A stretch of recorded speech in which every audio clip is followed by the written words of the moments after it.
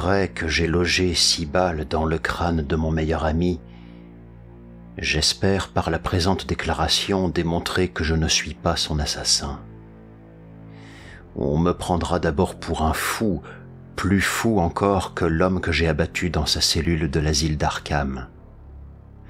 Mais plus tard, ceux de mes lecteurs qui sauront évaluer mes arguments à l'aune des faits avérés comprendront qu'il m'était impossible de croire et d'agir autrement. Pas après avoir été confronté à la réalité de cette horreur, à ce monstre sur le seuil. Je n'avais jusqu'alors accordé aucun crédit aux fables délirantes qui motivèrent mon passage à l'acte. Encore aujourd'hui, je me demande parfois si je ne me suis pas fourvoyé, ou bien si je ne suis pas réellement fou après tout. Je l'ignore, mais d'autres que moi ont d'étranges choses à raconter au sujet d'Edward et Asenath Derby, et même les policiers apathiques sont bien en peine d'expliquer cette dernière et terrible visite. Les inspecteurs s'efforcent d'y voir quelque avertissement sordide ou bien l'ultime mauvais tour de domestiques congédiés, mais au fond d'eux-mêmes, ils savent que la vérité est infiniment plus effroyable et scandaleuse. J'affirme donc que je n'ai pas tué Edward Derby. Je l'ai plutôt vengé, et ce faisant, j'ai purgé la terre d'une abomination dont la survie aurait condamné l'humanité à devenir la proie d'indicibles terreurs. De sinistres zones d'ombre bordent les chemins de nos vies quotidiennes, et il arrive parfois qu'un esprit maléfique se ferait un passage dans notre monde. Quand cela se produit, l'homme averti doit frapper le premier sans se soucier des conséquences. Je connaissais Edward Pickman Derby depuis sa plus tendre enfance. De 8 ans mon cadet, il était si précoce que nous eûmes beaucoup en commun dès qu'il eut 8 ans et moi 16. Véritable enfant prodige, il écrivait déjà à 7 ans des vers d'inspiration fantastique dont la noirceur confinait à la morbidité et qui impressionnaient grandement ses précepteurs. Peut-être son instruction à domicile et son confortable isolement avaient-ils contribué à son épanouissement précoce. Fils unique et objet d'adoration pour ses parents, sa complexion délicate les inquiétait à tel point qu'ils le gardaient sous étroite surveillance. Il lui était interdit de sortir sans sa gouvernante et il n'avait que rarement l'occasion de s'amuser librement avec d'autres enfants. Tout ceci favorisa sans nul doute chez lui le développement d'une étrange et secrète vie intérieure, avec l'imagination comme unique moyen d'évasion. Quoi qu'il en soit, son érudition juvénile était aussi prodigieuse que bizarre, et ses écrits, qui lui venaient facilement, me fascinaient malgré notre différence d'âge. À cette époque, j'avais une prédilection pour une certaine forme d'art grotesque, et je trouvais chez ce jeune garçon une rare affinité d'esprit. À n'en pas douter, notre amour commun pour les spectres et les merveilles puisait son origine dans les pierres anciennes, lépreuses et angoissantes de notre ville, Arkham la maudite, terre de sorcières et de légendes, dont les enchevêtrements croulants de toits en pente et les balustrades géorgiennes délabrées projettent leurs ombres séculaires sur les eaux noires et murmurantes de la rivière Miskatonic. Par la suite, j'entrepris des études d'architecture et dus renoncer à mon projet d'illustrer pour Edward un recueil de ses poèmes démoniaques, sans pour autant que notre amitié en fût affectée. Le génie décalé du jeune Derby s'affirma remarquablement, et dans sa 18e année, son anthologie d'élégies cauchemardesques parue sous le titre d'Azathoth et autres horreurs lui valut un certain succès. Il entretint même une correspondance suivie avec Justin Jeffrey, le poète baudelairien réputé qui publia Le peuple du monolithe et mourut en hurlant dans un asile d'aliénés en 1926 au retour d'une visite dans un village hongrois de sinistre renommée. Son existence choyée, cependant, n'avait guère préparé Derby à affronter les aléas de la vie pratique et de l'indépendance. Bien qu'en meilleure santé, il voyait son comportement puéril entretenu par des parents exagérément protecteurs, de sorte qu'il ne voyageait jamais seul, ne prenait aucune décision personnelle et semblait incapable d'assumer la moindre responsabilité. Il devint très vite évident qu'il ne saurait jamais faire face au monde des affaires, ou même au monde professionnel, mais la fortune familiale était telle que cela ne tirait pas à conséquence. Malgré son entrée dans l'âge d'homme, il avait conservé un air faussement enfantin. Blond aux yeux bleus, il avait le teint rose d'un enfant, et il fallait plisser les yeux pour discerner le fantôme de moustache qu'il essayait de faire pousser. Sa voix était douce et claire, et son existence douillette et inactive conférait à sa silhouette une rondeur juvénile plutôt que l'embonpoint propre aux jeunes adultes. Il était plutôt grand, et ses traits harmonieux auraient pu faire de lui un véritable séducteur si sa timidité maladive ne l'avait poussé à préférer la solitude et la compagnie des livres. Les parents de Derby l'emmenaient chaque été à l'étranger, et il s'imprégna rapidement des usages de la pensée et de l'expression européenne. Son talent, dans la droite ligne de Poe lui-même, s'orienta de plus en plus vers une certaine littérature décadente, et s'éveilla du même coup à d'autres sensibilités et aspirations artistiques. Nous avions à cette époque de longues et passionnantes conversations. Diplômé de Harvard, j'achevais mes études dans un cabinet d'architecte de Boston, et après mon mariage, choisis de revenir à Arkham pour y exercer ma profession. Mon père étant parti en Floride pour raisons de santé, ma femme et moi nous installâmes dans la demeure familiale de Saltonstall Street. Edward nous rendait visite presque chaque soir, si bien que j'en vins à le considérer comme un membre de la maisonnée. Il avait une façon bien à lui de sonner ou de frapper à la porte, qui finit par devenir entre nous un véritable code. Voilà pourquoi, après le dîner, je guettais ces 3 coups brefs si familiers, suivis de 2 autres après une courte pause.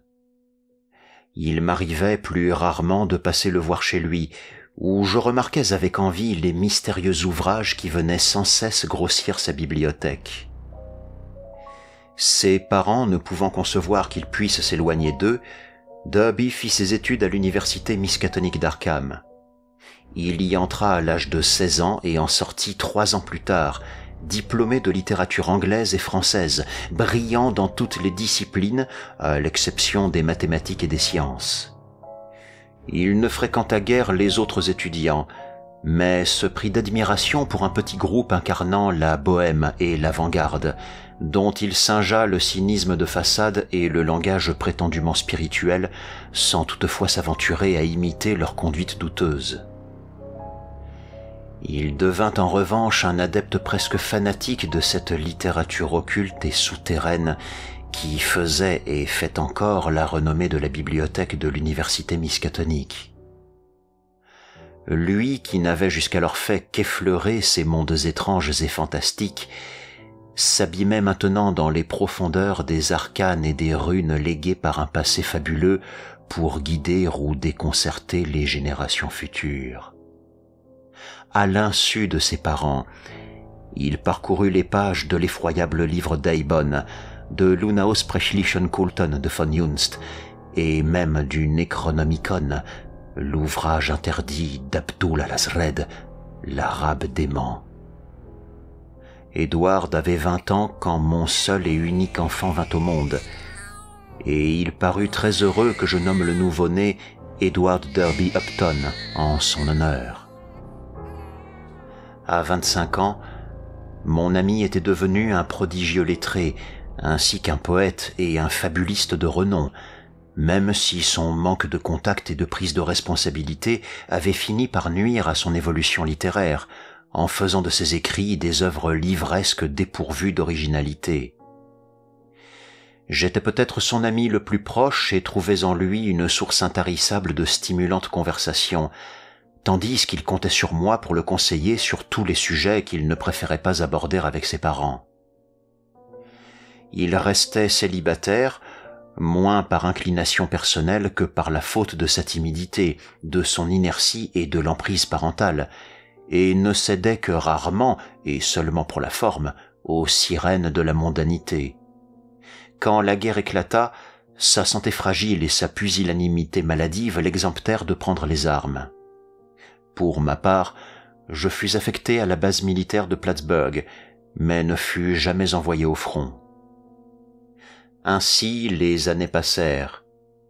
À 34 ans, Edward perdit sa mère. Le choc occasionné par ce décès le laissa prostré des mois durant sous le coup d'une étrange affection nerveuse. Son père l'emmena en voyage à travers l'Europe et Edward parvint à surmonter son mal sans en conserver de séquelles apparentes. Il sembla par la suite envahi de bouffées de joie grotesques, comme s'il s'était affranchi d'un invisible carcan. Malgré son âge, il se mit à fréquenter le groupe le plus éveillé de l'université et participa dès lors à certaines séances de débauche extrême. En une occasion, un maître chanteur menaça même de révéler quelques fâcheuses affaires secrètes à son père, et Edward fut contraint de m'emprunter une somme d'argent pour le réduire au silence. Les rumeurs les plus extravagantes couraient sur cette coterie d'étudiants dévoyés. À mi-voix, certains parlaient même de magie noire et de phénomènes défiant l'imagination.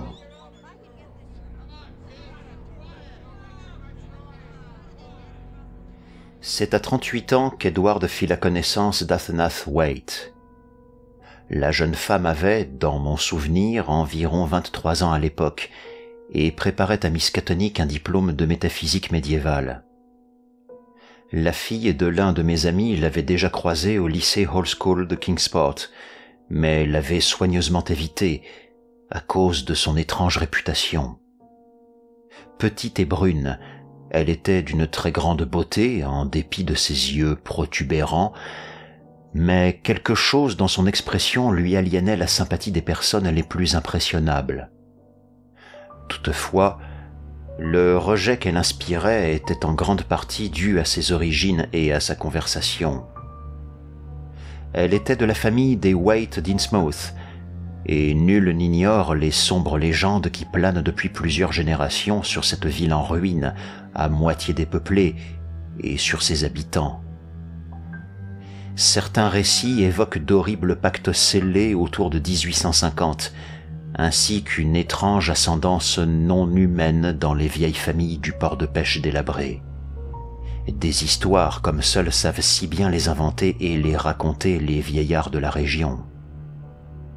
Le cas d'Asenath se trouvait aggravé du fait qu'elle était la fille d'Ephraim Waite, qu'il avait conçue au crépuscule de sa vie avec une femme mystérieuse au visage constamment voilé.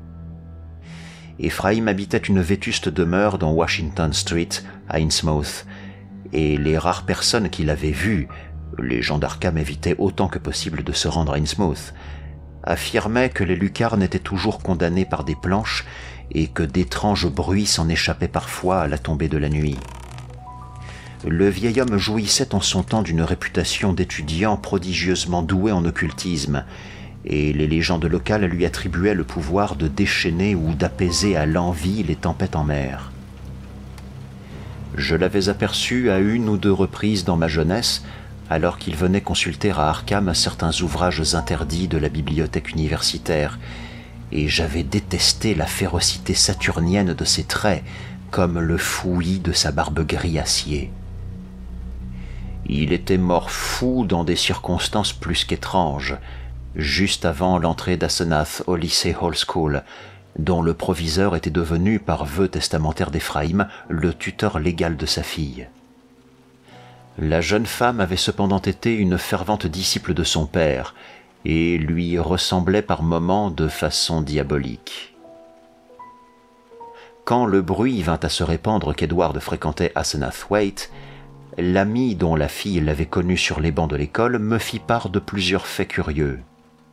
La jeune femme, qui se prétendait magicienne, était apparemment capable de stupéfiants prodiges. Elle se vantait de pouvoir déclencher des orages, même si l'on imputait généralement son succès à quelque étonnant don de prémonition. Elle déplaisait visiblement aux animaux, toutes espèces confondues, et parvenait d'une simple passe de la main droite à faire hurler un chien à la mort. Elle se rendait parfois coupable d'allusions et de termes surprenants et très choquants pour une jeune fille de son âge. Il arrivait même à ses condisciples effrayés de surprendre venant d'elle des regards et des clins d'œil inconvenants, comme si la jeune femme tirait de sa présence dans l'école une obscène et ironique jouissance. Le plus troublant, cependant, restait son incontestable pouvoir de suggestion. Elle avait tout d'un véritable hypnotiseur. Il lui suffisait de dévisager d'une certaine manière l'une de ses camarades pour que celle-ci ait la nette impression de subir un échange de personnalités, comme si le sujet se retrouvait momentanément dans le corps de la magicienne et pouvait contempler à l'autre bout de la pièce son propre corps, dont les yeux saillaient et brûlaient d'une lueur parasite. Asenath lançait parfois d'extravagantes allégations concernant la nature de la conscience et son indépendance par rapport au plan matériel, ou du moins par rapport au processus biologique du plan matériel. Elle l'enrageait de ne pas être un homme, car elle estimait les cerveaux mâles dotés de formidables pouvoirs cosmiques et réservés à eux seuls. « Qu'on lui donne un cerveau d'homme », déclarait-elle, et elle pourrait égaler ou même surpasser son père dans la maîtrise de forces inconnues. Edward rencontra Asenath lors d'une réunion de l'intelligentsia universitaire tenue dans une chambre d'étudiants. Lorsqu'il me rendit visite le lendemain, il ne parla que de la jeune femme. Elle partageait aussi bien ses passions dévorantes que sa folle érudition, et qui plus est, sa beauté semblait avoir subjugué mon ami. Comme beaucoup, je la connaissais de nom, mais je ne l'avais pour ma part jamais vue et ne me rappelais que vaguement certaines rumeurs qui couraient à son sujet. Je trouvais néanmoins regrettable qu'Edward fût à ce point épris d'elle, mais me gardais bien de l'en décourager, car l'adversité ne fait souvent que renforcer ce type d'engouement. Il m'avoua qu'il n'avait pas osé parler d'elle à son père. Au cours des semaines qui suivirent, le jeune Derby n'eut que le nom d'Asenath à la bouche. L'idylle tardive de ce célibataire endurci ne passa pas inaperçue, même si de l'avis général il ne faisait pas son âge, et constituait pour son excentrique muse un compagnon parfaitement assorti. Son indolence et son laisser-aller ne l'avaient affligé que d'un léger embonpoint, et son visage était dépourvu de rides. Asenath, en revanche, avait au coin des yeux de précoces pattes d'oie qui révélaient l'exercice d'une volonté farouche. Edward ne tarda guère à me présenter la jeune femme, et je pus constater que leur attirance était réciproque, tant elle le couvait d'un regard presque vorace. Il était bien trop tard, pensai-je, pour tenter de démêler le lien qu'avaient noué ces deux êtres. Je reçus peu après la visite de M. Derby père, pour lequel j'avais toujours éprouvé une admiration et un respect sans faille. Il avait eu vent de la passion naissante de son gamin et lui avait sans grand mal arraché des aveux complets. Edward projetait d'épouser Asenath et avait même déjà commencé à chercher une maison en banlieue. Comme il n'ignorait pas l'influence qu'en temps normal j'exerçais sur son fils, le pauvre homme se demandait si je pouvais l'aider à empêcher ce projet insensé. Mais je lui fis part à contre-cœur de mes doutes. Ce n'était pas la faiblesse d'âme d'Edward qui était en cause cette fois-ci, mais la volonté de faire de la jeune femme. En éternel enfant, mon ami avait tout bonnement substitué à l'image paternelle une figure d'autorité nouvelle et bien plus forte, et nous n'y pouvions rien. Le mariage fut célébré un mois plus tard par un juge de paix, selon le souhait de la future épouse. Sur mon conseil, M. Derby ne s'y opposa pas et assista à la brève cérémonie, tout comme ma femme, mon fils et moi-même, le reste de l'assistance étant exclusivement composé de jeunes étudiants délurés. Asenath avait acquis la maison Crowninshield, une vieille propriété située au bout de High Street, aux abords de la ville. Les deux époux devaient y emménager après un court séjour à Innsmouth, d'où ils ramèneraient 3 domestiques, quelques livres et du mobilier. Si la jeune femme avait préféré s'établir à Arkham plutôt que dans la demeure familiale, c'était probablement moins par égard pour Edward ou son père que par désir personnel de rester à proximité de l'université, et tout particulièrement de sa bibliothèque et de sa clique d'élégants. Edward n'était plus tout à fait le même quand il passa me saluer au retour de sa lune de miel. Sur ordre d'Asnath, il s'était débarrassé de sa moustache chétive, mais il y avait plus que cela. Il semblait plus mesuré, plus réfléchi qu'auparavant, et son habituel moue d'enfant frondeur avait laissé place à une expression soucieuse, presque triste. Je n'étais pas certain de devoir me réjouir de ce changement, même si mon ami ne m'avait jamais paru aussi adulte qu'en cet instant. Qui sait si ce mariage n'était pas une bonne chose après tout? Se pouvait-il que le changement de dépendance d'une figure d'autorité à une autre ait provoqué chez lui un début de rejet du principe même d'autorité, qui seul pourrait le conduire à s'assumer enfin? Il était venu seul car Asnath était très occupée. Elle avait rapporté d'Innsmouth, et Derby frémit en prononçant ce nom, une vaste collection de livres et d'instruments et mettait la dernière touche aux travaux de rénovation de leur demeure de Crowninshield.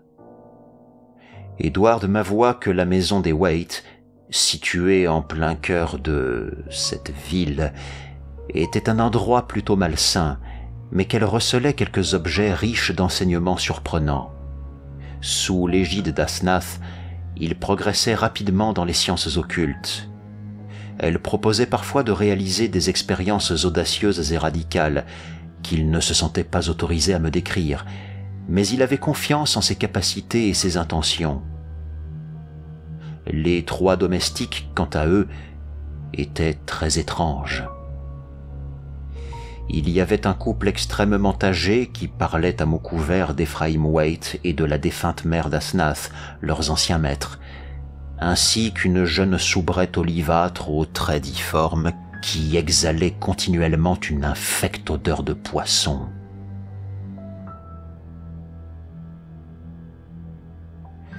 Au cours des 2 années qui suivirent, je vis de moins en moins Derby. Une quinzaine de jours pouvaient s'écouler sans que retentisse à la porte d'entrée son signal familier. 3 coups, pause, 2 coups.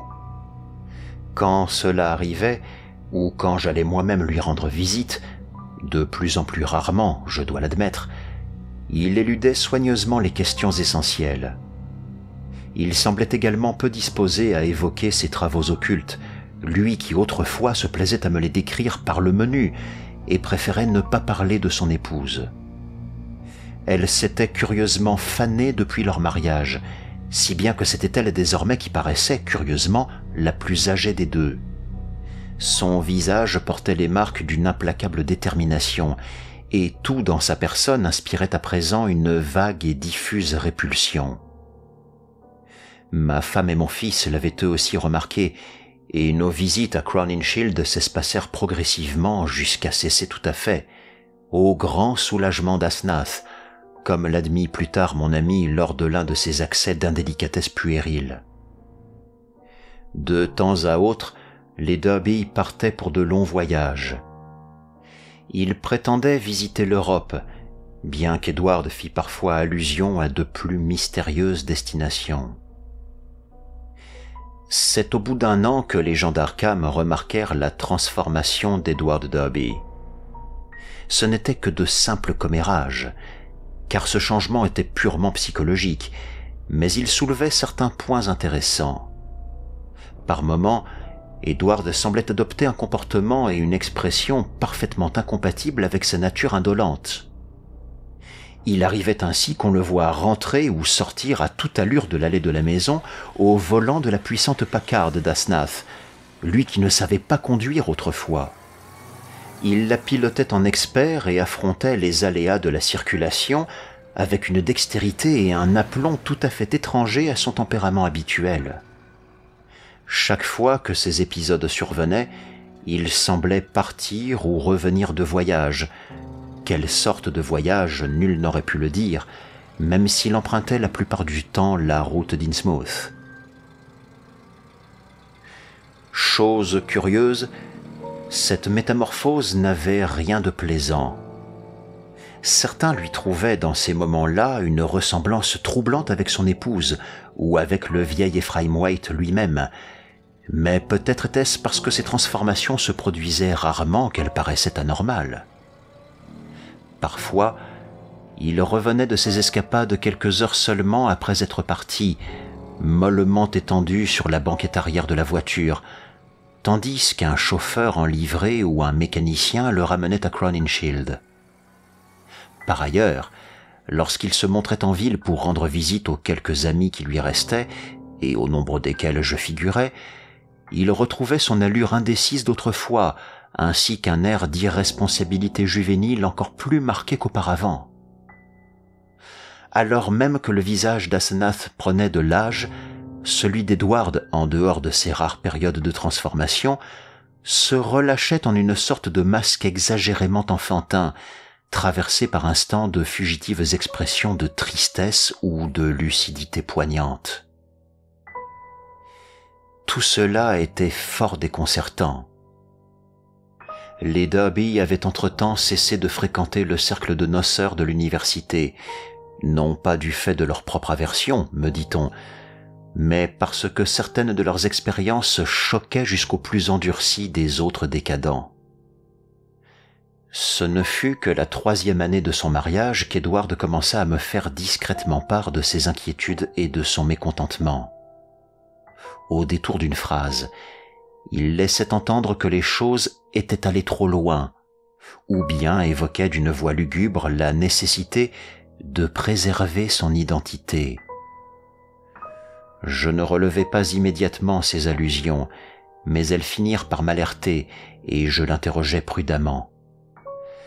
Je n'avais pas oublié ce qu'avait dit la fille de mon ami à propos de l'influence hypnotique qu'exerçait Asenath sur ses camarades d'école, et notamment ces cas d'échange d'enveloppes physiques, au cours desquels les étudiantes avaient cru contempler leur propre corps à travers les yeux de la jeune Waite.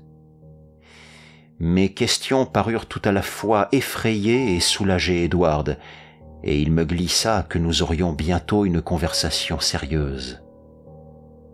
Monsieur Derby père mourut à cette période, ce dont je remerciai le ciel par la suite. Si Edward en conçut beaucoup de chagrin, sa vie n'en fut guère affectée. Aussi étonnant que cela puisse paraître, il n'avait que très peu vu son père depuis son mariage, car Asenath avait comblé à elle seule son besoin de liens familiaux. Certains lui reprochèrent son apparente indifférence, d'autant plus que se multipliaient ces virées sauvages et exaltées au volant de la Packard. Quand il exprima le souhait de réintégrer la vieille demeure des Derby, Asenath refusa de quitter la maison Crowninshield, à laquelle elle s'était très bien habituée. Peu après, une amie de ma femme, l'une des rares à n'avoir pas cessé tout commerce avec les Derby, lui conta une étrange anecdote. Alors qu'elle se rendait chez eux, elle avait vu une voiture surgir de leur allée et remonter en trombe la chaussée de High Street. C'était Edward qui conduisait, les traits tordus par un sourire sardonique et conquérant. Après avoir sonné, elle s'était entendue dire par la jeune et repoussante domestique qu'Asenath s'était également absentée. Comme elle s'en retournait, elle avait jeté un coup d'œil à la maison et avait aperçu, à l'une des fenêtres de la bibliothèque d'Edward, un visage qui s'était aussitôt replié. Un visage empreint d'une douleur, d'un abattement et d'une mélancolie sans nom. Contre toute attente, il s'agissait d'Asenath.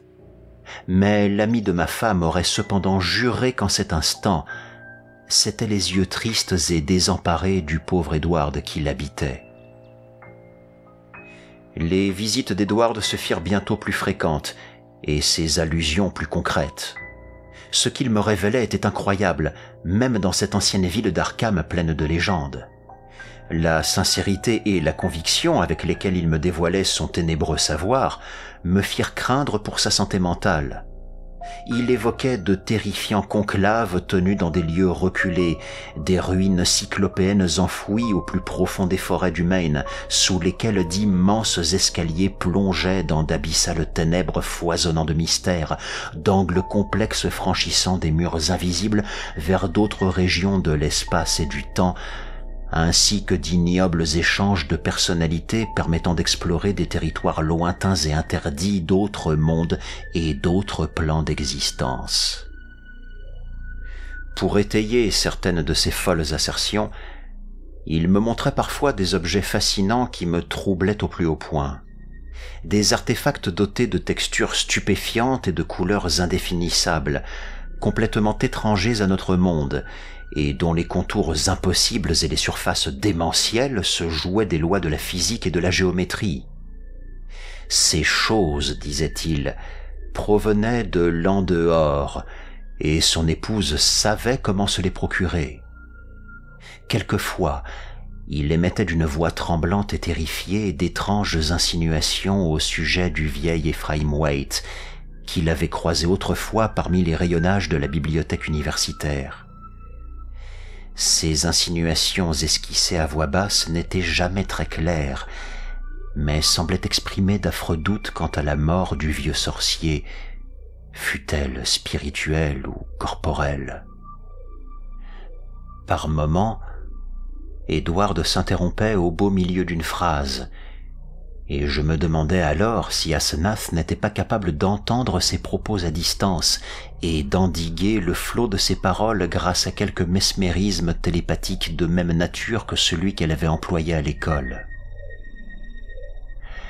Elle n'ignorait certainement pas qu'Édouard me livrait ses secrets, car au fil des semaines elle déploya pour mettre fin à ses visites un véritable arsenal de paroles et de regards chargés d'une inexplicable puissance. Il ne parvenait plus à me voir qu'au prix d'immenses efforts, car même s'il prétendait se rendre ailleurs que chez moi, une force invisible entravait invariablement ses pas, ou bien lui faisait oublier sa destination initiale. Ces visites avaient généralement lieu lorsqu'Asenath était parti dans son propre corps, comme le fit étrangement remarquer Édouard un jour. À son retour, les domestiques, qui guettaient les allées et venues de leur maître, ne manquaient pas d'en informer leur maîtresse, mais à l'évidence, elle trouvait peu opportun de remédier à ce problème d'une manière plus radicale.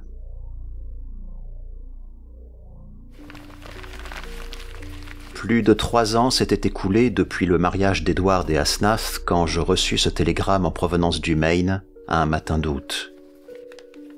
Cela faisait 2 mois que je n'avais pas vu mon ami qu'on disait en voyage d'affaires. Asenath était censé l'avoir accompagné, mais certaines commères attentives affirmaient que quelqu'un se cachait à l'étage de la vieille demeure derrière les doubles rideaux. Elles prétendaient en outre que les achats effectués en ville par les domestiques confirmaient leur dire. Et voici que le shérif de Chesuncook me télégraphiait qu'un déséquilibré couvert de boue avait surgi en titubant des bois et hurlé mon nom entre 2 crises de délire. Il s'agissait d'Édouard, tout juste capable de se rappeler son nom et le mien, ainsi que mon adresse. Le village de Chesuncook jouxte la plus sauvage, la plus profonde et la moins explorée de toutes les forêts du Maine, et j'y parvins après une journée de voyage sous les frondaisons grandioses et inquiétantes des hautes futaies, ballottées au gré des ornières et des fondrières de la route. Je trouvai Darby prostré au fond d'une cellule de la ferme communale, oscillant entre torpeur et hystérie. Il me reconnut aussitôt et m'adressa un torrent de paroles insensées. « Dan, pour l'amour de Dieu, la fosse au Shoggoth, au bas des 6000 marches, l'abomination des abominations, je n'ai jamais voulu qu'elle m'y emmène, et c'est là que je me suis retrouvé. Iash Omnigorat. La forme s'est dressée au-dessus de l'autel et 500 gorges ont rugi.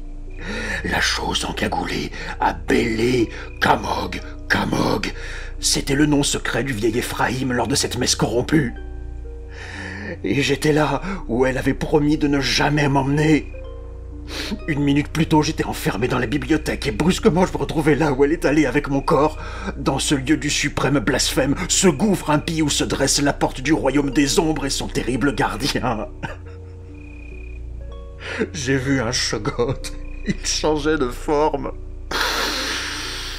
Je n'en peux plus. Je ne le supporterai plus. Je la tuerai si jamais elle me renvoie là-bas. Je tuerai cette créature, quelle qu'elle soit. Homme, femme ou chose, je la tuerai. Je la tuerai de mes propres mains. Je mis près d'une heure à le calmer, mais il finit par s'apaiser. Le lendemain, je lui achetai des habits décents dans le village et nous repartîmes pour Arkham. Sa fureur hystérique était retombée et il garda longtemps le silence. Ce fut seulement quand nous traversâmes Augusta que je l'entendis marmonner lugubrement, comme si la simple vue d'une ville éveillait en lui de désagréables souvenirs. Il était évident qu'il ne souhaitait pas rentrer chez lui, et j'estimais qu'en effet cela valait mieux, étant donné les idées délirantes et fantastiques qu'il semblait entretenir à propos de sa femme, idées sans nul doute suscitées par quelque brutale tentative d'hypnose à laquelle il avait été soumis. Je décidai donc de l'accueillir chez moi pour un temps, et peu importe si cela devait m'attirer les foudres d'Asnath. Ensuite, je l'aiderais à obtenir le divorce, car la déchéance mentale qu'occasionnait chez lui cette union le menait droit au suicide. Les murmures de Derby cessèrent dès que nous eûmes quitté la ville et gagné la campagne, et je le laissai s'endormir sur le siège passager tandis que je conduisais. Au crépuscule, tandis que nous filions à travers Portland, Derby se remit à marmonner plus distinctement cette fois. En tendant l'oreille, je discernais un flot d'accusations démentes au sujet d'Asnath. L'influence néfaste de la jeune femme sur les nerfs d'Edward était évidente, tant elle semblait la clé de voûte d'une incroyable construction psychotique. Son embarrassante situation actuelle, grommelait-il à la dérobée, n'était que la dernière d'une longue série. Son épouse s'emparait de lui, et il savait qu'un jour elle ne le laisserait plus. En cet instant même, sans doute relâchait-elle son emprise uniquement parce qu'elle y était obligée, car elle ne pouvait encore tenir bien longtemps. Elle ne cessait d'emprunter son corps pour célébrer d'indicibles rites en d'indicibles endroits, et le reléguait dans sa propre enveloppe charnelle qu'elle enfermait à l'étage, mais il arrivait que cette mystérieuse opération finisse par lui échapper, de sorte qu'Edward réintégrait parfois brusquement son corps dans quelque lieu horrible, loin de tout et souvent inconnu. Lorsque cela arrivait, elle ne parvenait pas toujours à reprendre le contrôle du corps de son époux. Voilà pourquoi Edward se retrouvait souvent dans cet état au milieu de nulle part. Il lui fallait alors parcourir de formidables distances pour regagner Arkham, puis engager des chauffeurs pour conduire la voiture après l'avoir retrouvée. Mais le pire était qu'avec le temps, Asenath était parvenue à rallonger la durée des possessions. Elle aspirait à devenir un homme, devenir pleinement humaine. Voilà pourquoi elle l'avait choisi. Elle avait senti en lui la présence combinée d'un cerveau bien fait et d'une volonté défaillante. Un jour, elle parviendrait à se débarrasser complètement de lui et s'enfuirait avec son corps. Elle s'enfuirait pour devenir un grand magicien comme son père, et lui finirait sa vie tel un naufragé dans cette enveloppe féminine qui n'était même pas entièrement humaine. Car oui, il savait désormais quel sang maudit coulait dans les veines des gens d'Innsmouth. Il savait quels pactes ignobles ils avaient scellés avec des créatures venues de l'océan. C'était épouvantable.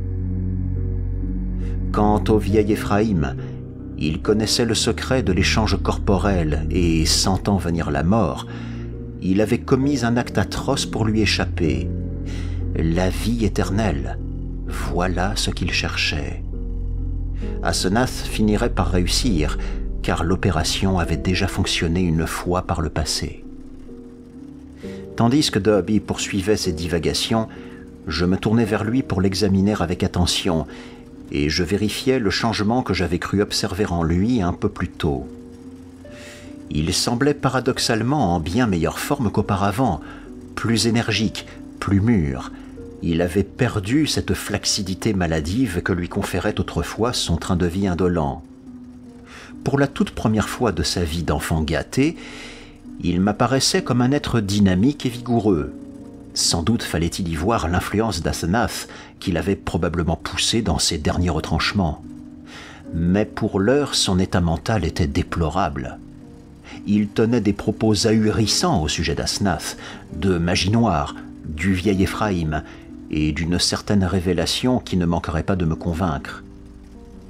Il répétait des noms que je connaissais pour avoir parcouru autrefois les grimoires interdits, et je frissonnais en découvrant dans sa litanie une logique symbolique d'une convaincante cohérence.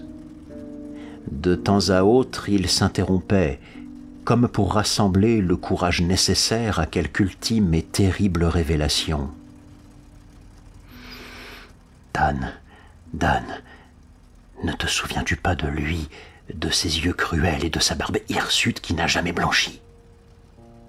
Son regard noir s'est posé sur moi à l'époque, et je n'ai jamais pu l'oublier. À présent, c'est elle qui me regarde ainsi, et je sais pourquoi. Il l'a trouvée dans le Necronomicon, cette maudite formule. Je n'ose pas encore te préciser la page exacte, mais je te montrerai plus tard, et tu comprendras. Alors tu sauras qui s'est emparé de moi. Cette chose qui refuse de mourir en passant de corps en corps, de génération en génération. L'étincelle de vie, il sait comment briser le lien. Elle continue de scintiller peu de temps après la mort du corps. Laisse-moi te donner quelques indices et peut-être pourras-tu deviner. Écoute-moi, Dan. Sais-tu pourquoi mon épouse se donne tant de mal pour écrire de cette absurde manière penchée? As-tu déjà contemplé un manuscrit du vieil Éphraïm? Veux-tu savoir pourquoi j'ai tremblé quand j'ai vu certaines notes hâtivement rédigées par Asenath? Asenath, existe-t-elle seulement? Pourquoi croit-il avoir trouvé du poison dans l'estomac d'Éphraïm? Pourquoi les Gilman parle-t-il à voix basse des glapissements qu'il a poussés, des cris d'enfant terrifiés, quand il est devenu fou et qu'Asenath l'a enfermé dans le grenier capitonné où l'on avait cloîtré sa propre mère? Était-ce bien l'âme d'Éphraïm qu'elle avait emprisonnée? Qui a enfermé qui?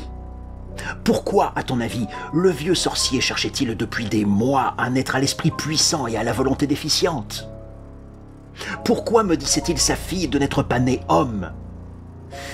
Dis-moi, Daniel Upton, quel échange abject fut perpétré dans cette maison maudite où ce monstre blasphématoire tenait à sa merci sa fille confiante, influençable et moins qu'humaine? N'a-t-il pas opéré un transfert permanent, comme elle finira par le faire avec moi? Explique-moi pourquoi cette créature qui se fait appeler Asenath change d'écriture quand elle relâche son attention, si bien qu'on ne peut différencier sa graphie à celle de...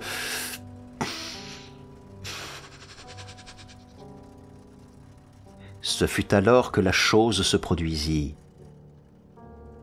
Tandis qu'il divaguait, la voix de Derby s'était faite affreusement stridente, quand elle se brisa soudain, comme si on avait appuyé sur un interrupteur.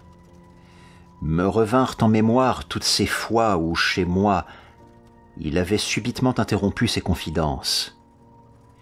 Je m'étais alors vaguement imaginé qu'Asenath pouvait projeter, par la seule force de sa volonté, quelque mystérieuse onde mentale afin de réduire Édouard au silence.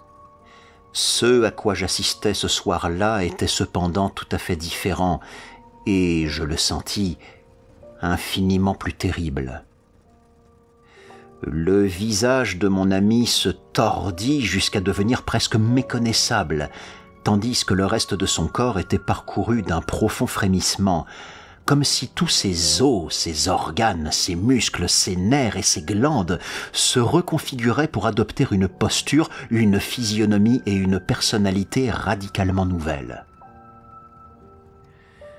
Je ne saurais dire exactement où se concentrait l'horreur suprême de cette scène, mais je fus submergé par une telle vague de nausée et de répulsion, une telle impression pétrifiante et glaçante de me trouver en présence de quelque chose de fondamentalement étrange et anormal, que je sentis mes mains faiblir sur le volant.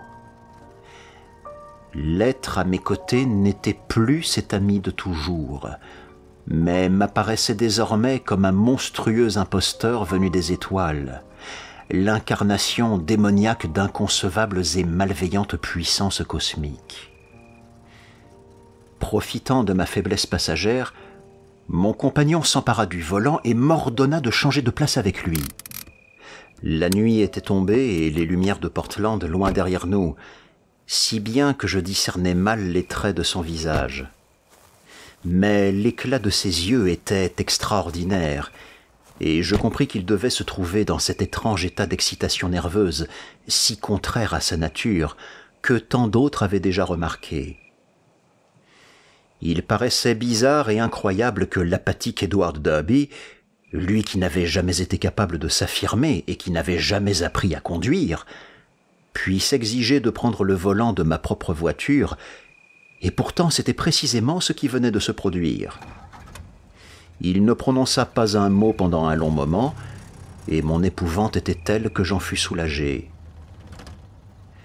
À la lueur des réverbères de Bideford et de Saco, je remarquai sa bouche pincée en une moue volontaire et frissonnait devant l'éclat de ses yeux. Les gens avaient raison.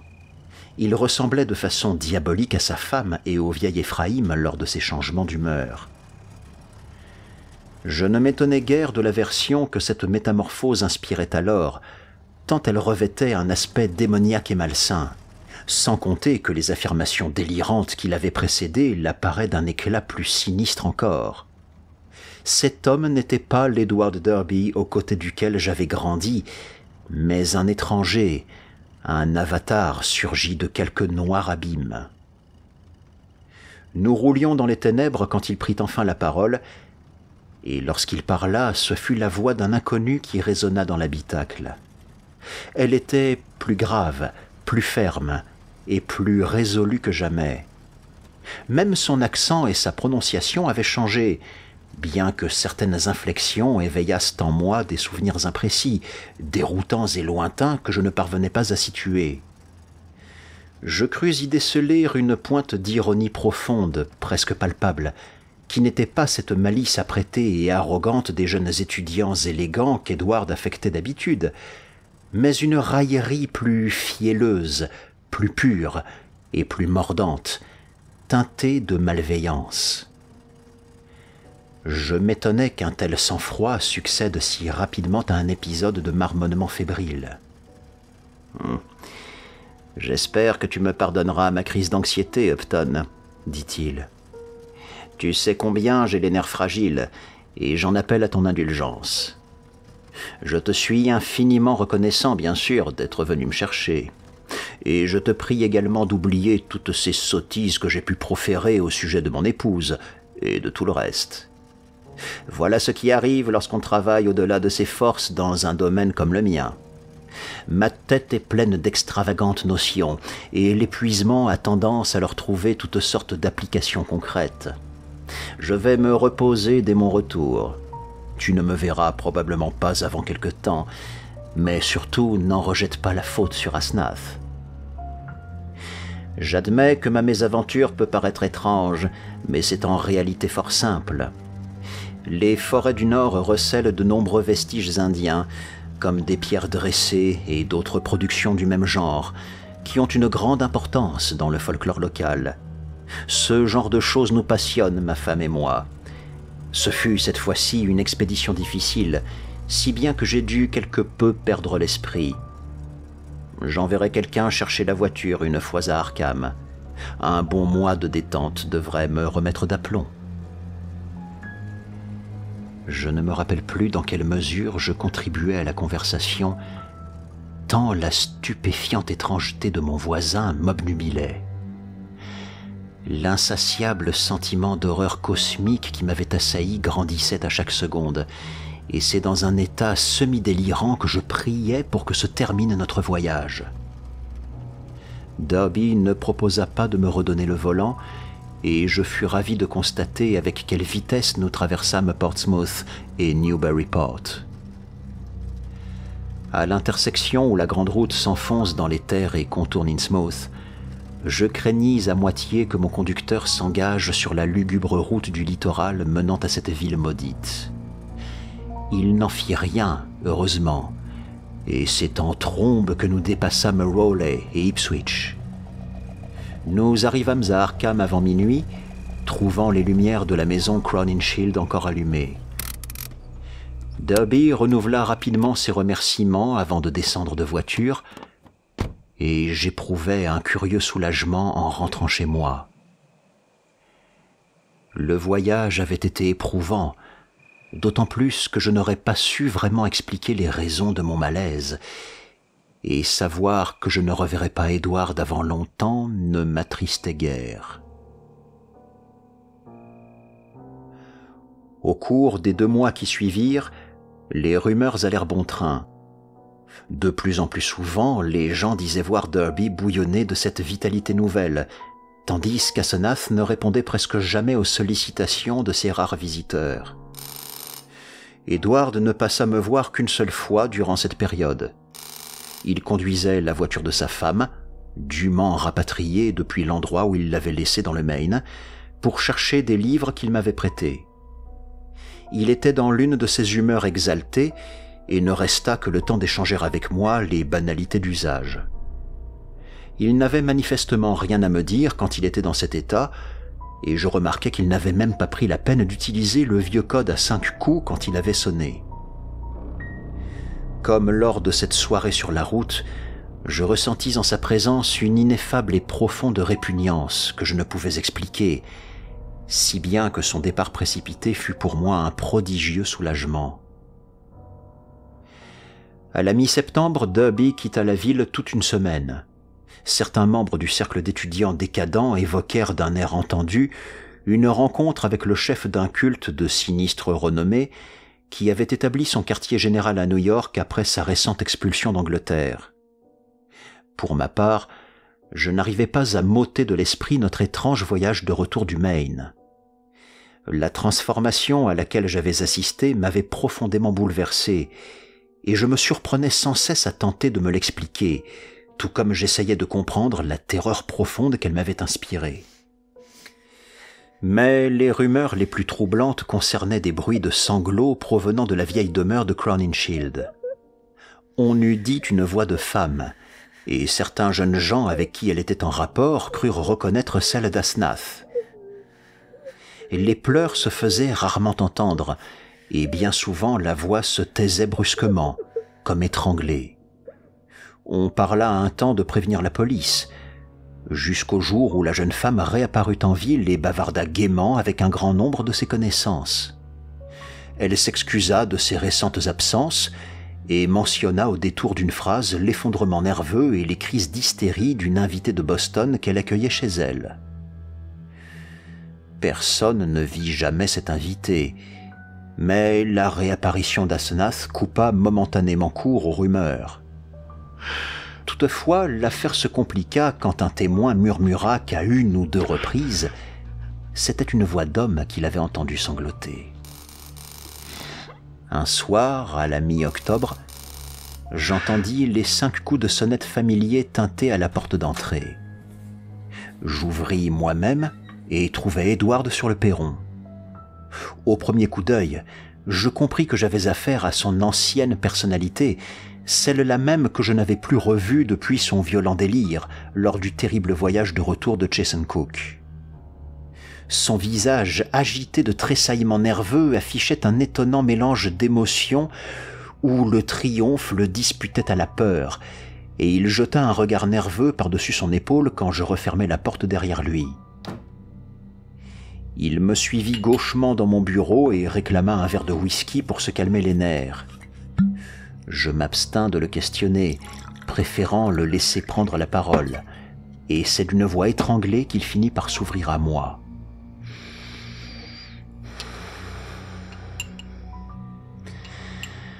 Larsena fait partie, Dan.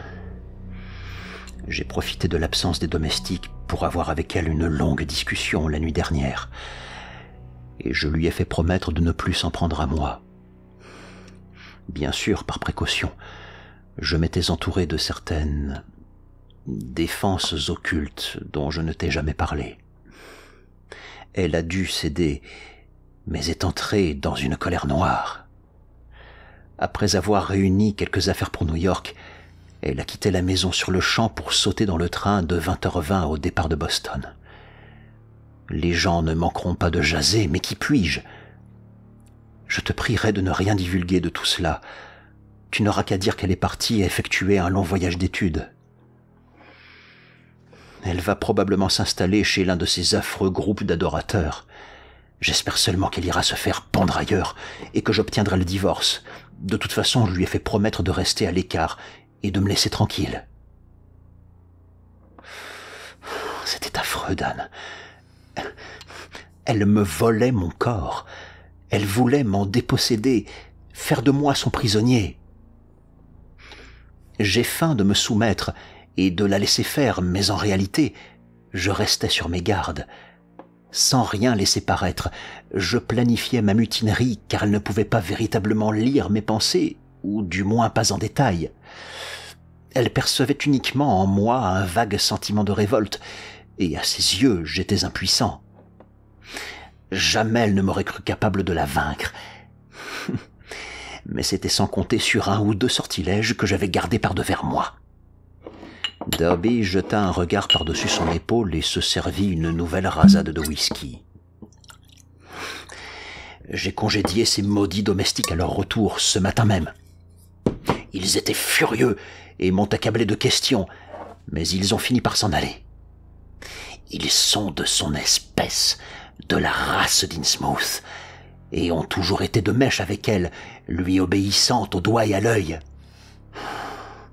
J'espère qu'ils me laisseront en paix, car ils ont ri d'une façon atroce en quittant la maison. Il me faut désormais contacter tous les anciens serviteurs de mon père. Je veux retrouver mon foyer. Tu dois me prendre pour un fou, Dan, mais l'histoire d'Arkham est pleine d'enseignements qui confirmeront ce que je t'ai appris et ce que je m'apprête à te dire. Tu as été également témoin de l'une de ces transformations. Souviens-toi, dans ta voiture, alors que je parlais justement d'Athnas à notre retour du Maine. À ce moment-là, elle s'est emparée de moi et m'a chassé hors de mon propre corps.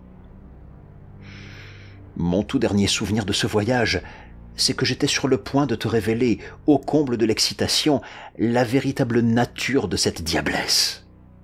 Alors elle m'a de nouveau happé, et en un éclair, je me suis retrouvé à Crowninshield, dans la bibliothèque où ces satanés domestiques m'avaient enfermé, et dans le corps de cette maudite harpie, ce corps qui n'est même pas humain. Tu sais, c'est avec elle que tu es rentré à Arkham, avec ce prédateur qui avait pris mes traits. Tu as forcément remarqué la différence. Je frémis pendant le court silence qui s'ensuivit. Bien sûr que j'avais remarqué la différence. Mais comment pouvais-je accepter une explication aussi démentielle? Cependant, mon visiteur tourmenté poursuivit de plus belle. Il fallait que je m'en sorte. Il le fallait, Dan. Elle m'aurait eu pour de bon à la Toussaint. Il célèbre un sabbat dans le Nord, au-delà de Chesuncook, et le sacrifice aurait à jamais scellé l'échange. Elle m'aurait définitivement remplacé. Elle serait devenue moi, et je serais devenu elle, pour toujours. Trop tard. Mon corps lui aurait appartenu définitivement. Elle serait devenue homme et pleinement humaine comme elle le désirait tant. Je présume qu'elle se serait alors débarrassée de moi en tuant son ancien corps et son nouvel occupant. Que le diable l'emporte, exactement comme elle l'a déjà fait par le passé. Elle, je devrais plutôt dire il ou bien ça. Edward approcha son visage, désormais atrocement convulsé, un peu trop près du mien à mon goût, tandis que sa voix se réduisait à un léger murmure. « Il faut que tu saches ce que j'ai voulu t'apprendre dans la voiture. Elle n'est pas Asnath, pas du tout. C'est en réalité le vieil Ephraïm qui habite son corps. Je m'en doutais déjà il y a 1 an et demi, mais aujourd'hui j'en suis sûr. Sa façon d'écrire le prouve quand elle n'y prend pas garde. Sur certaines de ses notes griffonnées à la hâte, son écriture reproduit exactement celle de son père jusqu'à la dernière virgule, et parfois elle dit des choses que seul un vieillard comme Ephraïm pourrait dire. Il a échangé d'enveloppe avec sa fille quand il a senti venir la mort. Elle était la seule créature à sa disposition, dotée des capacités mentales et de la faiblesse d'âme adéquate. Il s'est emparé d'elle comme elle voulait s'emparer de moi, puis il a empoisonné l'ancienne défroque charnelle où il avait relégué sa victime. N'as-tu pas vu des dizaines de fois l'âme du vieil Ephraïm couvée dans le regard de braise de cette diablesse et dans le mien quand elle prenait le contrôle de mon corps ? Édouard était à bout de souffle et dut reprendre sa respiration avant de poursuivre. Je gardais le silence. Quand il reprit la parole, sa voix avait retrouvé en partie son timbre habituel. De toute évidence, il était bon pour l'asile. Mais ce n'était sûrement pas moi qui allais l'y envoyer. Le temps panserait peut-être ses blessures, maintenant qu'il était débarrassé d'Asnath. J'avais l'intuition qu'il n'irait plus jamais se perdre dans les méandres d'un occultisme morbide. Je t'en dirai davantage une autre fois. J'ai besoin de repos à présent. Je te parlerai des horreurs interdites dans lesquelles elle m'a entraîné, des abominations d'un autre âge qui en ce moment même croupissent à l'écart du monde, maintenues en vie par une cohorte d'effroyables prêtres. Certaines personnes savent sur l'univers des secrets que nul ne devrait savoir et détiennent des pouvoirs que nul ne devrait détenir. J'étais plongé dans ces ténèbres jusqu'au cou, mais c'en est fini. Qu'on m'offre un poste de bibliothécaire à l'université miskatonique et je brûlerai sur l'heure cet ignoble Necronomicon et tous les autres ouvrages de son espèce. Elle ne peut plus rien contre moi désormais. Je dois quitter cette épouvantable maison au plus vite et revenir m'installer chez moi. Je sais que je pourrais compter sur ton aide si jamais ces maudits domestiques devaient revenir, ou si les gens posaient trop de questions au sujet d'Asnath. Je n'ai pas d'adresse à leur donner, tu comprends, sans oublier que certains groupes de chercheurs, certains cultes, disons, risquent de mal interpréter notre rupture. Quelques-uns de leurs membres ont de bien curieuses idées et méthodes. Tu m'épauleras s'il devait m'arriver quelque chose, j'en suis sûr, quand bien même tu seras choqué par ce que je vais t'apprendre. Je persuadai Edward de passer la nuit chez moi et l'installai dans l'une des chambres d'amis. Le lendemain matin, il semblait plus calme. Nous discutâmes des dispositions à prendre pour son retour dans la demeure familiale, et je le priai d'agir sans tarder. Il ne me rendit pas visite ce soir-là, mais je le vis fréquemment au cours des semaines suivantes.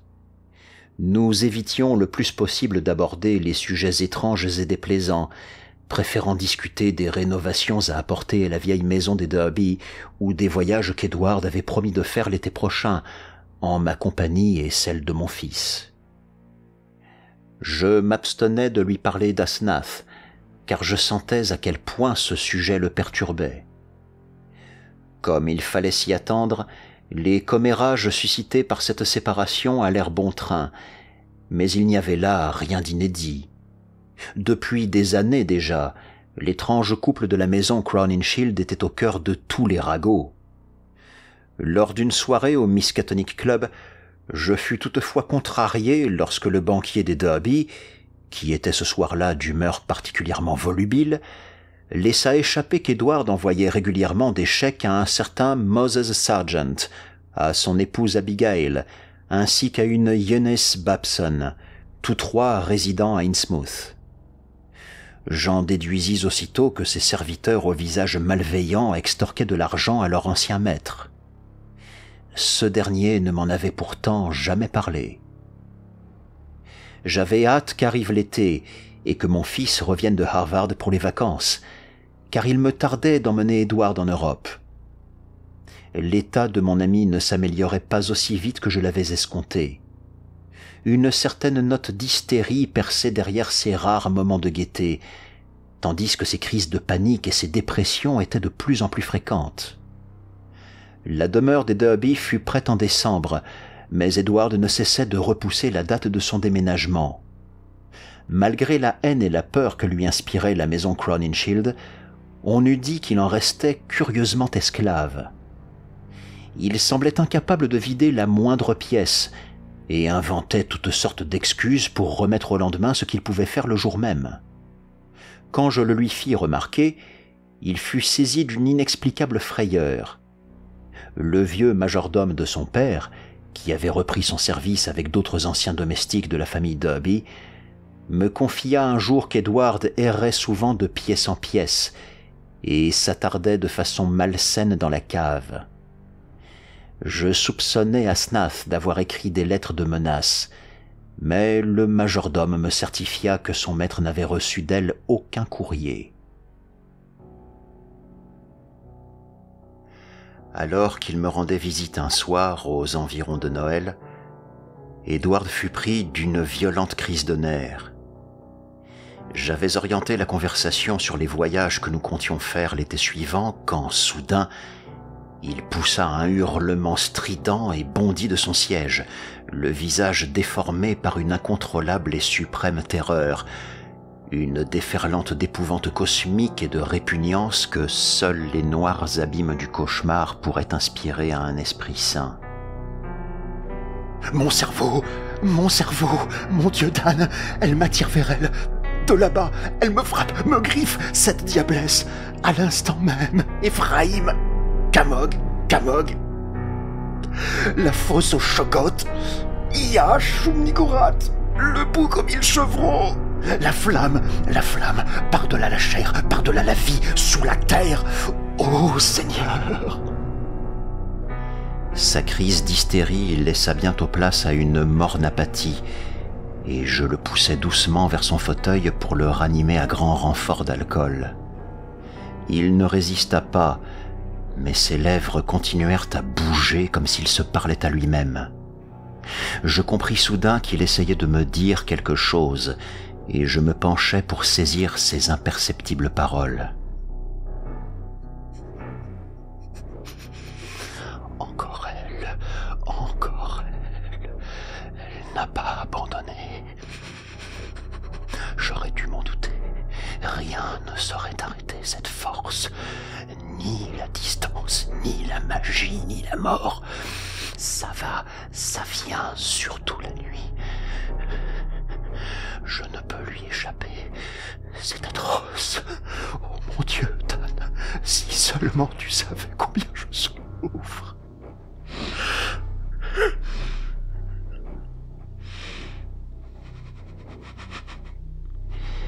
Quand il eut enfin sombré dans l'hébétude, je disposai quelques oreillers derrière sa nuque et son dos et laissai le sommeil l'emporter. Je n'appelai pas de médecin, car je savais quel serait son diagnostic sur sa santé mentale, et je souhaitais, si possible, laisser Derby se rétablir de lui-même. Il s'éveilla vers minuit et je l'installai dans une chambre à l'étage. Le matin, il avait disparu. Il s'était faufilé silencieusement hors de la maison pendant la nuit. Je téléphonai à son domicile, et le majordome confirma la présence de son maître, qui arpentait fébrilement la bibliothèque. Dès lors, l'effondrement nerveux d'Edward ne fit qu'empirer. Il ne sortait plus de chez lui, mais j'allais quotidiennement lui rendre visite. Je le trouvais invariablement assis dans sa bibliothèque, les yeux dans le vague, et l'oreille bizarrement aux aguets, comme pour mieux écouter l'invisible. Il reprenait parfois ses esprits et se montrait capable de soutenir une conversation, tant qu'elle n'abordait que des sujets banals. La moindre allusion à sa santé, à des projets d'avenir ou à Asnath, déclenchait une nouvelle bouffée délirante. Son majordome me confia qu'il était en proie la nuit à de redoutables crises, au cours desquelles il pourrait bien finir par se blesser. Je m'entretins longuement avec son médecin, son banquier et son notaire, et finalement je ramenai le praticien et 2 de ses collègues aliénistes à son chevet. Dès leur première question, Edward fut pris de spasmes si violents et pitoyables qu'un fourgon vint le chercher le soir même pour emporter son pauvre corps convulsé à l'asile d'Arkham. On me nomma son curateur et je lui rendis visite 2 fois par semaine. Au bord des larmes, j'écoutais ses hurlements déchaînés, ses terribles murmures et ses épouvantables litanies. Il le fallait, il m'aura, en bas, tout en bas dans les ténèbres. Mère, Dan, à l'aide.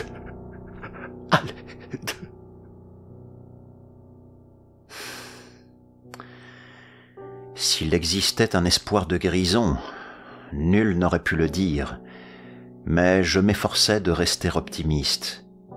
Il faudrait un foyer à Edward si jamais il reprenait le dessus, et je priais ses domestiques de réintégrer la maison des Derby, qui aurait certainement sa préférence s'il était en état de choisir. Ne sachant que faire de la demeure de Crowninshield, avec ses aménagements complexes et ses collections d'objets insensés, je décidai de la laisser en l'état pour l'instant. Je demandai simplement à la femme de chambre des Derby de s'y rendre 1 fois par semaine afin d'épouster les pièces principales et aux domestiques chargés du chauffage d'y faire du feu ce jour-là. Le cauchemar final survint peu avant la Chandeleur et fut précédé, dans un cruel tour du destin, par une trompeuse lueur d'espoir. Un matin de la fin janvier, un coup de fil de l'asile m'informa qu'Edward avait subitement recouvré la raison. Il avait subi, me prévint-on, de graves altérations de la mémoire, mais sa santé mentale était indéniable. Les médecins souhaitaient évidemment le garder quelque temps en observation, mais le diagnostic ne laissait pas place au doute. Dans le meilleur des cas, il pourrait sortir au bout d'1 semaine. Ivre de joie, je me précipitai immédiatement à l'asile, mais restai pétrifié quand une infirmière m'introduisit dans la chambre d'Edward. J'avais vu d'emblée que le patient qui se levait pour me saluer, les lèvres étirées en un sourire poli, était habité par cette étonnante énergie si contraire à sa nature profonde, cette personnalité compétente qui m'emplissait d'horreurs diffuses et dont Edward lui-même avait un jour juré qu'elle était l'âme parasite de son épouse. Je connaissais ce regard flamboyant et cette moue volontaire. C'étaient ceux d'Asnath et du vieil Éphraïm. Et quand il prit la parole, je décelai dans sa voix la même ironie macabre et voilée, le même courant de malignité souterraine que j'avais entendu 5 mois plus tôt, dans ma voiture. La personne qui se tenait devant moi était celle qui avait oublié de sonner 5 coups, celle qui avait suscité en moi d'impénétrables peurs, et qui aujourd'hui encore m'inspirait cette même impression d'étrangeté blasphématoire et d'ineffable répugnance cosmique. Il m'informa avec affabilité des dispositions à prendre pour sa sortie, et je ne pus qu'acquiescer en dépit de sa totale amnésie des événements récents. Je sentais pourtant qu'il y avait là quelque anomalie terrifiante, quelque inexplicable aberration. Cette créature abritait en son sein des atrocités que je ne pouvais concevoir. L'homme qui parlait jouissait peut-être de toutes ses facultés mentales, mais s'agissait-il vraiment de l'Edward Derby que j'avais connu ? Si ce n'était pas le cas, alors de qui ou de quoi s'agissait-il ? Et où était passé mon ami ? Fallait-il libérer cette chose, la garder captive, ou bien la rayer de la surface de la terre ? Chaque parole de ce monstre ouvrait dans mon âme des gouffres de malice et son regard prêtait à ses paroles une révoltante et suprême ironie lorsqu'il me dit que la liberté était d'autant plus appréciable que le confinement était étouffant. Je bafouillais une réponse maladroite et battis en retraite, mon soulagement grandissant à mesure que je m'éloignais de cet être. Je passais le restant de la journée et toute celle du lendemain à tenter de résoudre cette énigme. Que s'était-il passé ? Quel genre d'esprit pouvait bien observer le monde par ses yeux qui appartenaient au visage d'Edward, mais qui n'étaient pas les siens ? Ce mystère opaque et terrible m'obsédait tant et si bien qu'il me fut impossible de travailler sereinement. Le matin du second jour, l'hôpital m'appela pour m'informer que l'état mental du patient était resté stable, et quand vint le soir, je me trouvais à mon tour au bord de la crise de nerfs, j'ose l'admettre, même si d'aucuns en déduiront que ma fragilité d'alors peut expliquer la vision qui m'assaillit par la suite. Je n'ai rien à dire sur ce point excepté ceci. Même ma démence supposée ne pourrait justifier l'abondance des preuves.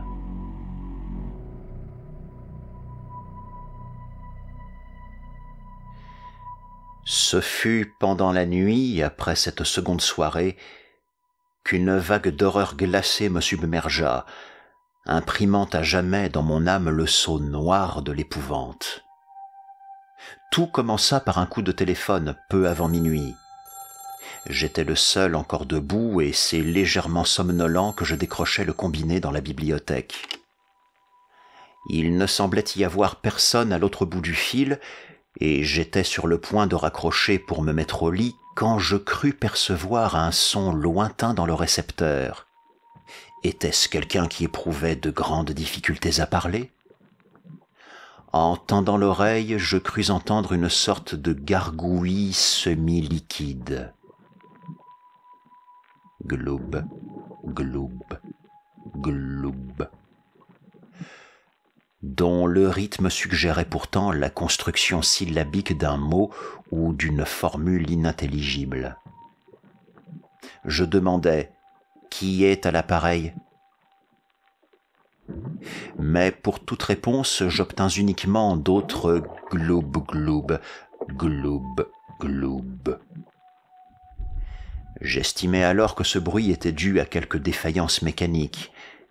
Au cas où mon correspondant, à défaut de pouvoir émettre, pouvait recevoir, j'ajoutais « Je ne vous entends pas bien, vous feriez mieux de raccrocher et d'appeler les renseignements. » J'entendis immédiatement un cliquetis à l'autre bout de la ligne, puis le silence. Cet incident, je l'ai dit, eut lieu peu avant minuit. La police établit plus tard que l'appel provenait de la maison Crowninshield, alors qu'il s'était écoulé 2 ou 3 jours depuis que la femme de chambre s'y était rendue pour la dernière fois. Je me contenterai d'énumérer brièvement ce que l'on découvrit dans cette vieille bâtisse. Une remise en grand désordre, tout au fond de la cave, des traces de pas, de la saleté, une armoire vidée en toute hâte, des marques stupéfiantes sur le combiné du téléphone, des papiers épars dans l'écritoire, ainsi qu'une détestable puanteur qui imprégnait chaque pièce. Les policiers, ces imbéciles, s'accrochent fièrement à leur petite théorie et sont toujours à la recherche des 3 sinistres domestiques congédiés, introuvables depuis le début de ce scandale. Les inspecteurs les soupçonnent de quelque macabre vengeance dont j'aurais été la cible en ma qualité de meilleur ami et de conseiller d'Edward. Les idiots! Croient-ils vraiment que ces rustres dégénérés auraient pu contrefaire cette écriture? Qu'ils auraient pu orchestrer ce qui advint par la suite? Ont-ils seulement constaté les transformations dont le corps d'Edward, son ancien corps, devrais-je dire, a été l'objet? Pour ma part, je crois désormais tout ce qu'a pu me raconter mon pauvre ami. Par-delà les confins de la vie grouillent des horreurs dont nous ne soupçonnons pas l'existence, et la curiosité malsaine d'un seul homme suffit à leur frayer un passage dans notre monde. Éphraïm, Asnath, Ce démon les a invoquées, et voilà qu'elles vont m'engloutir comme elles ont englouti ce pauvre Edward. Comment savoir si je suis à l'abri? Ces puissances survivent à la mort de l'enveloppe charnelle. Le lendemain, quand dans l'après-midi j'émergeais de ma prostration et fus capable de marcher et de parler de façon cohérente, j'allais à l'asile et tuais ce monstre pour le bien d'Edward et du monde. Mais tant qu'ils n'auront pas incinéré son cadavre, comment puis-je être sûr qu'il n'est plus? Il conserve son corps pour le soumettre à différentes autopsies, mais j'insiste pour qu'on le réduise en cendres.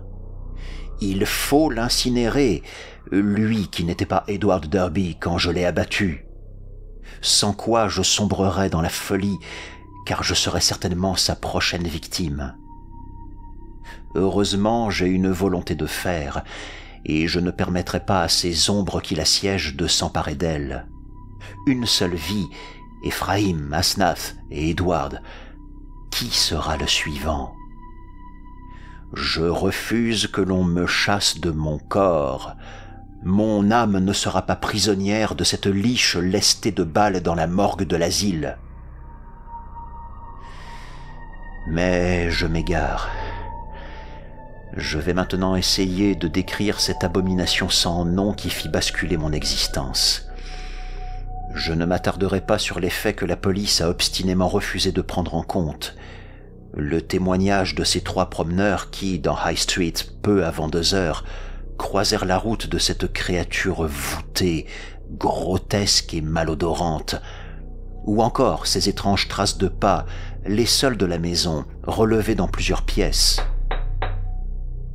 Je dirais seulement qu'à 2 heures, je fus tiré du sommeil par le heurtoir et la sonnette de la porte d'entrée, que l'on actionnait l'un après l'autre dans un accès de désespoir maladroit, en s'efforçant de reproduire les 5 coups du vieux code d'Edward.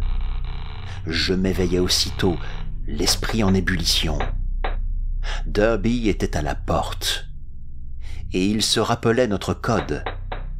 Sa nouvelle personnalité ne s'en était pas souvenue, elle.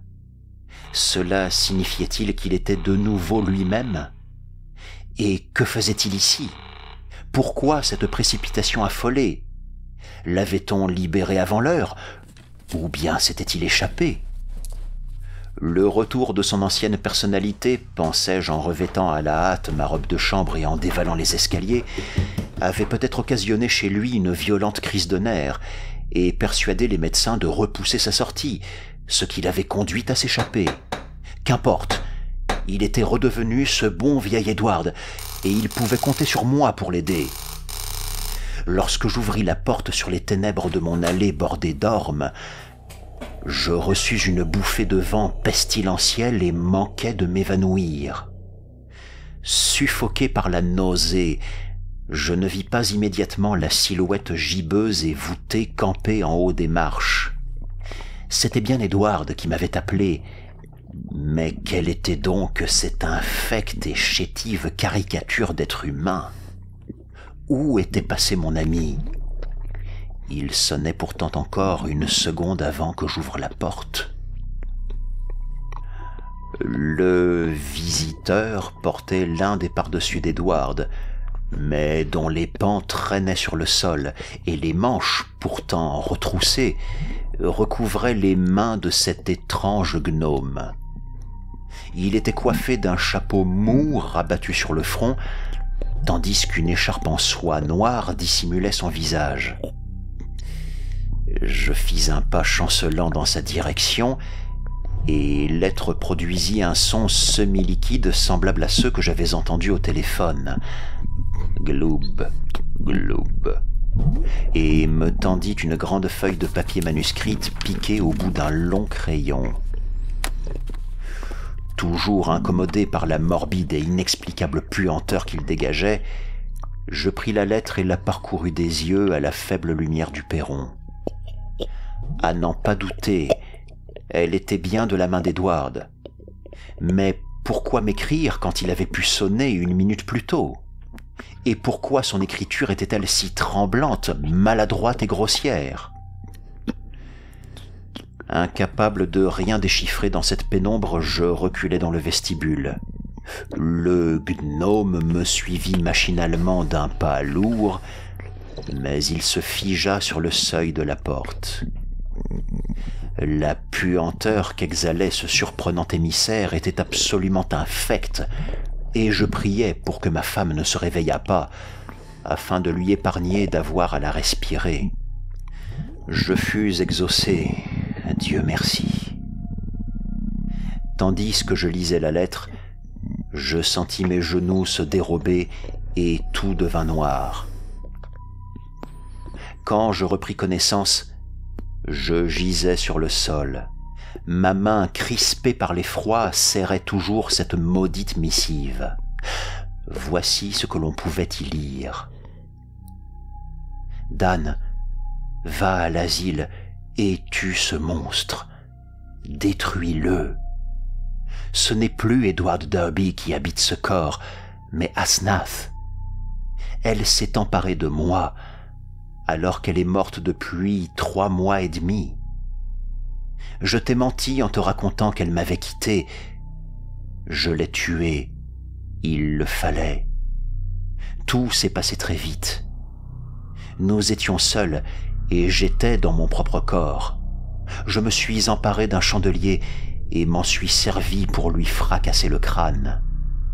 Si je l'avais laissé faire, elle m'aurait tué pour de bon à la Toussaint. J'ai enseveli son corps dans un débarras tout au fond de la cave, sous un tas de vieilles caisses. Puis j'ai fait disparaître toutes les traces. Les domestiques se doutaient bien de quelque chose le lendemain matin, mais ils dissimulent de tels secrets qu'ils n'ont pas osé alerter la police. Je les ai congédiés, mais Dieu sait de quoi ils sont capables, eux et les autres membres du culte.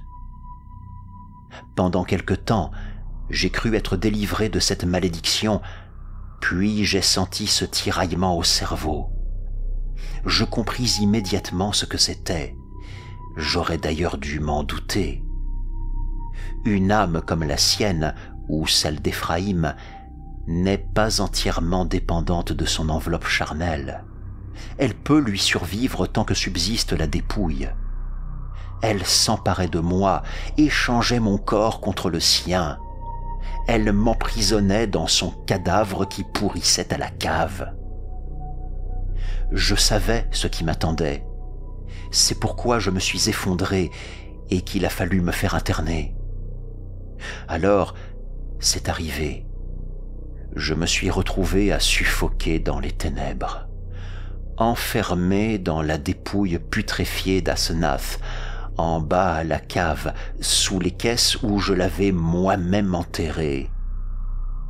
Et je savais qu'elle occupait désormais mon corps à l'asile. Et ce pour toujours, car la Toussaint était passée et le sacrifice opérait même en son absence. Elle dispose aujourd'hui d'un corps en parfaite santé. C'est une terrible menace que les médecins s'apprêtent à relâcher dans le monde. Au comble du désespoir et en dépit de tout, je suis parvenu à me traîner hors de ma tombe. La décomposition de mon corps est trop avancée désormais pour que je puisse parler comme tu as pu le constater quand je t'ai téléphoné, mais je peux encore écrire. Je ferai ce qu'il faut pour venir t'apporter moi-même cette dernière lettre afin de t'avertir. Tue ce démon qui met notre monde en péril. Veille à ce qu'il soit incinéré. Sans cela, il continuera à vivre éternellement, passant sans cesse d'un corps à un autre, et je n'ose imaginer quel cataclysme il déchaînera. Garde-toi de la magie noire, c'est l'œuvre du diable. Adieu, Dan. Tu fus pour moi le meilleur des amis. Raconte à la police ce qu'elle voudra bien croire, et pardonne-moi de t'avoir entraîné dans cette histoire. Je serai bientôt en paix, car ce corps n'en a plus pour très longtemps. J'espère simplement que tu pourras lire ces lignes, et n'oublie pas, tue cette chose, tue-la. Ton ami, Ed. Je n'achevai la lecture de cette lettre que plus tard, car j'avais tourné de l'œil à la fin du 3e paragraphe.